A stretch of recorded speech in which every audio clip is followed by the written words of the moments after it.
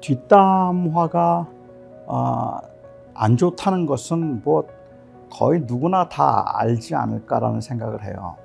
그러니까 뒷담화가 나쁘기는 한데, 그런데 제일 재밌어요.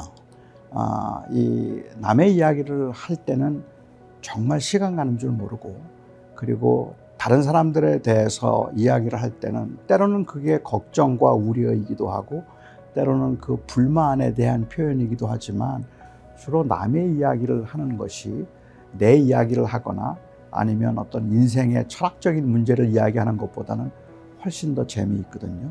제가 볼티모어에서 필라델피아 학교를 다닐 때, 그때 제가 어느 목사님하고 둘이 같이 몇 년을 같이 다닌 적이 있습니다. 2시간 반 동안 운전하는데, 2시간 반 동안의 운전이 지루하지 않았던 때는 그 주간에 있었던 그 학생들의 이야기, 그리고 그 교수와 학생들 뒷담화를 하면 2시간 반이 금방 갑니다. 그러니까 재미있어요. 그리고 때로는 그게 남에 관한 이야기지만 어느 때는 유익을 줄 수 있다고 생각을 하기 때문에 그렇기도 하고, 그리고 뒷담화는 다른 사람에게 실제적인 해를 주지 않는다고 생각하기 때문에 그런 것 같아요. 어차피 듣고 있는 이야기도 아니고 그냥 그 사람에 관해서 가까운 사람들끼리 하는 이야기니까 크게 해가 되지 않을 거라고 생각하기 때문에 괜찮다고 생각하는 것 같아요.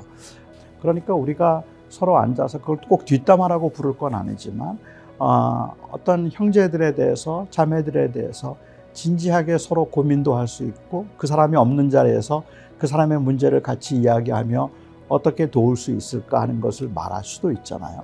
그래서 저는 뒷담화가 좋은가 나쁜가를 이야기할 때 하나님이 다 들으시는데, 아무도 안 듣는 것 같지만 하나님이 들으셨는데, 그런데 그런 말을 해도 되는가라든지, 아니면 하나님 앞에 진실하지 않다라고 말하는 논리도 뭐 저는 한편으로는 이해가 되기는 해요. 그렇긴 하지만 저희가 뒷담화할 때 하나님도 재밌어 하지 않을까라는 생각도 좀 들어요. 만약 하나님도 똑같은 생각을 하신다면, 그래, 걔가 좀 문제가 좀 있긴 있다라고 이렇게 같이 말씀해 주실 수도 있겠죠.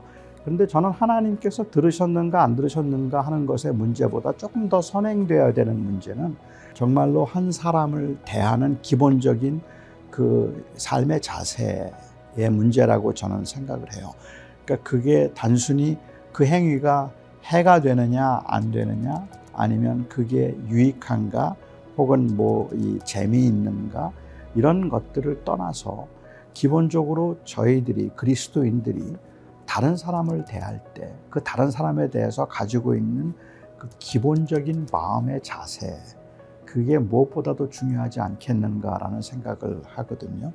그러니까 의도적으로 뭐 일부러 경건한 척 해서가 아니라 정말로 한 사람을 이 하나님의 형상으로 우리가 그를 존중하는 마음이 기본적으로 있지 않다면, 우리는 안 그런 척 행세를 할 수는 있을지 몰라도 분명히 실수를 하게 될 거라고 생각합니다. 최근에 이제 뒷담화라고 부르기는 어렵지만 마음에 굉장히 상처를 주는 것들이 저는 댓글 혹은 악플 아닐까라는 생각을 해요. 악플들은 이제 본인의 정체를 드러내지 않고 어쩌면 상대방에게 상당한 상처를 주고 있는데도 불구하고 그것들을 단순히 솔직한 감정의 표현이라든지, 아니면 그 본인의 생각을 익명으로 그 현상에 대해서 표현한 것 정도라고 생각을 하면 뭐 크게 나쁘지 않지 않을까라는 생각을 하기도 한다는 거죠. 그런데 제가 생각할 때는 그래요.